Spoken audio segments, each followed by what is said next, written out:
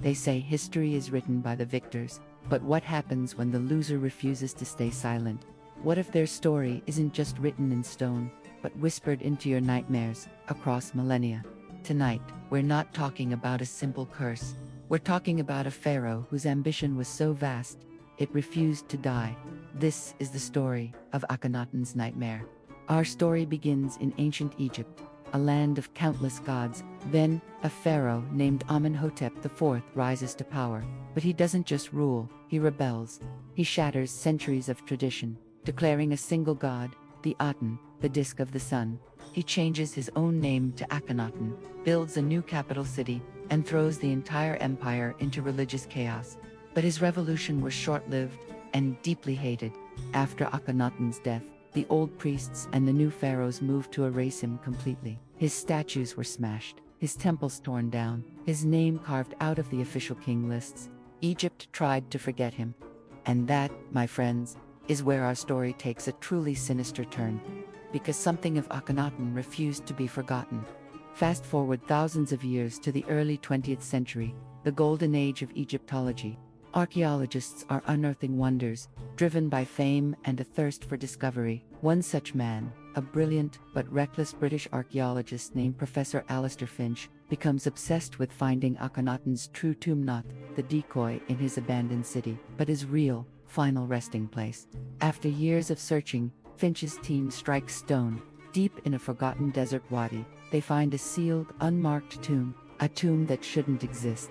As they breach the entrance, a strange stillness falls over the desert. The air grows heavy. Their local guide, an old Bedouin man, stops dead, his eyes wide with fear. "This is not a tomb," he whispers. "It is a prison, and what's inside wants to stay bound." Inside, they find chaos, smashed artifacts, desecrated shrines, evidence of the fury that followed Akhenaten's reign. Then, in a hidden chamber, they find him, not in a grand sarcophagus, but hastily interred, almost thrown in, the mummy of Akhenaten, or so they thought. Almost immediately, things go wrong. Equipment malfunctions, supplies vanish. One of Finch's young assistants, Thomas, comes down with a terrifying wasting sickness.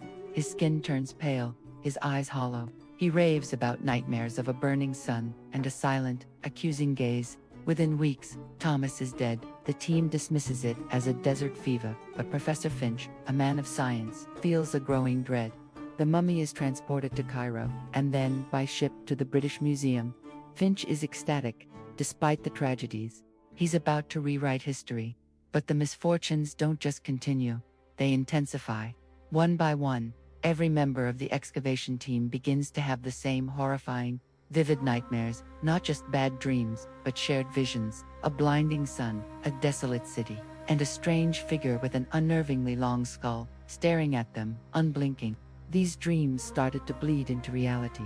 Dr. Eleanor Vance, a staunch skeptic, woke up screaming, convinced her room was filled with burning sand, feeling the heat, tasting the dust.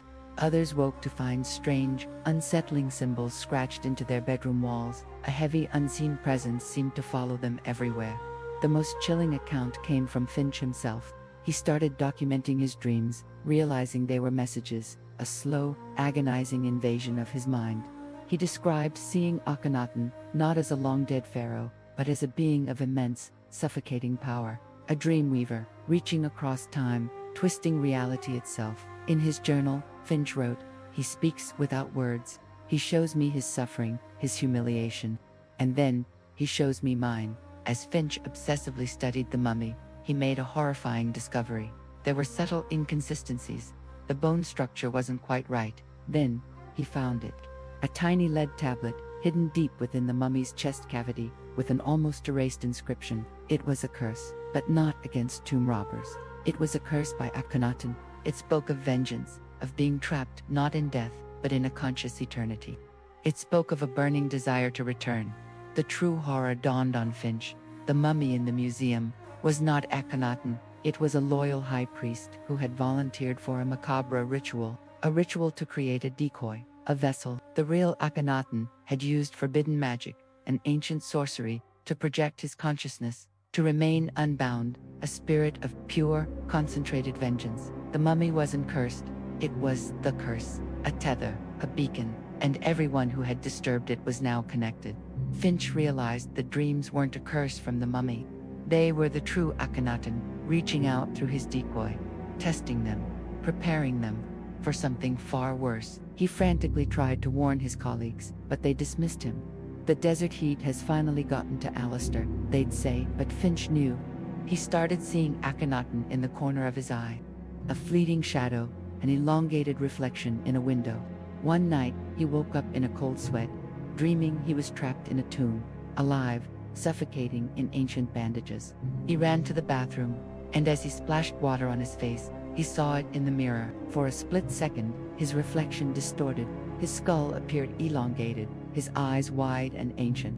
The next morning, Professor Finch was found dead in his study, clutching his journal. The official cause was heart failure, but his final, scrawled entry told a different story. He has found his way back, Finch wrote. He is free, and he wears a new skin. Today, the decoy mummy still rests in a museum, a silent monument to a pharaoh's unholy ambition. But the real horror isn't the artifact. It's the chilling possibility that Akhenaten, the heretic king, the dream weaver, actually succeeded, that his malevolent consciousness found a new vessel in Professor Finch. And what about the others who handled the mummy? What about their children, and their children's children? What if the curse was never about a quick death, but about a slow, insidious possession, a gradual takeover, passed down through generations, until Akhenaten could finally walk among us once more, completely unnoticed? The next time you see an ancient artifact in a museum, remember the pharaoh's nightmare. Some secrets don't stay buried, some secrets find a way out, and they might just be closer than you think. What do you believe happened to Professor Finch? Let me know your theories in the comments. And if you dare to explore more terrifying tales where history and horror collide, make sure to hit that subscribe button and ring the notification bell. You won't want to miss what we uncover next. Sleep well, if you can.